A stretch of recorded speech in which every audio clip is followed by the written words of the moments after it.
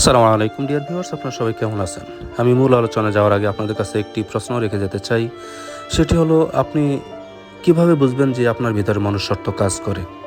আপনি যখন শুনলেন যে আপনার নিকটস্থ বা আপনজনের ভিতরে কেউ হঠাৎ করে অসুস্থ হয়ে গিয়েছে এবং পরবর্তীতে আল্লাহর ডাকে সাড়া দিয়ে চলে গেছে। যখন অসুস্থ হয়ে গিয়েছে আপনি গুরুত্ব না দিয়ে সেখানে যান নাই, এবং যখন সাড়া দিয়ে চলে গিয়েছে আল্লাহর দরবারে তখন আপনি গুরুত্ব দেন নাই।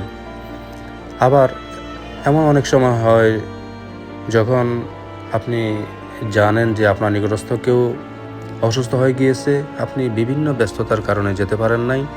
পরবর্তীতে আপনি শুনলেন যে আসলে আল্লাহর ডাকে সাড়া দিয়ে চলে গিয়েছে। তখন আপনার ভিতরে একটি আফসোস কাজ করে, আপনি তখন হাহুতাশ করতে থাকেন। আসলে একটি বিষয় কি জানেন, আমরা এই যে পরবর্তীতে বা আল্লাহর দরবারে চলে যাওয়ার পরে যে হাহুতাশ করি, সেই হাহুতাশগুলো আমরা যদি